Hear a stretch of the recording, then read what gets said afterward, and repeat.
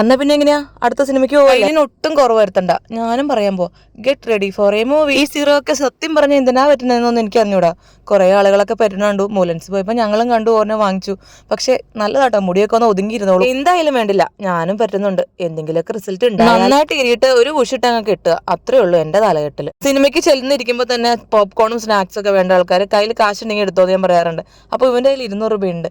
അത് എങ്ങനെയെങ്കിലും ഇവനെ കൊണ്ട് ഇടിപ്പിക്കണം. അതിനുള്ള പരിപാടിയാണ് ഇവിടെ നടന്നുണ്ട്. ഇനിയിപ്പോ അടുത്ത പരിപാടി എന്താ? കുറച്ച് മോയ്സ്ചറൈസർ എടുക്കുക. സൺസ്ക്രീം ഉണ്ടെങ്കിൽ ഇടണോട്ടോ, ഏറ്റവും നല്ല ശീലം അതാണ്. പക്ഷെ എന്റെ കയ്യിൽ ഉണ്ട്, ഞാൻ ഇടാൻ മടിച്ചാണ്.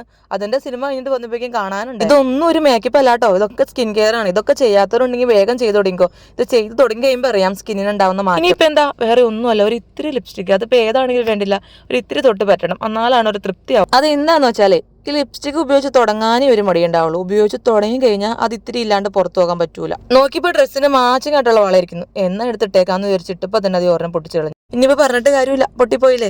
ഈ ഡ്രസ്സ് ഞാൻ സ്റ്റുഡിയോന്ന് വാങ്ങിച്ചാട്ടോ, എനിക്ക് നല്ല ഇഷ്ടപ്പെട്ടു. പക്ഷെ ഞാൻ ഇത് വാങ്ങിച്ച് പുറത്തിറങ്ങിയപ്പോ തന്നെ 3 പേര് ഇങ്ങനത്തെ ഡ്രസ്സ് ഇട്ടുകൊണ്ട് പോകണം. പിന്നെ ഇവിടെ പറയേണ്ട കാര്യമൊന്നുമില്ല. പിന്നെ പറഞ്ഞില്ലെങ്കിൽ എനിക്കൊരു സമാധാനമില്ല. ഈ സേബായിട്ടാണ് എന്നോട്. പിന്നെ സിനിമ കാണാനുള്ള മെയിൻ ഐറ്റം വേറെ ഒന്നുമല്ല, എന്റെ കണ്ണട, പിന്നെ എന്റെ നീല വാച്ചും, പിന്നെ എന്റെ ചെരുപ്പ് നീലയായിരുന്നു. അങ്ങനെ മൊത്തത്തിൽ നിന്നൊരു നീലമയായിട്ടാണ് സിനിമയ്ക്ക് പോണത്. അപ്പൊ എങ്ങനെയാ ഞങ്ങൾ സിനിമയ്ക്ക് പോയിട്ട് വരാവേ.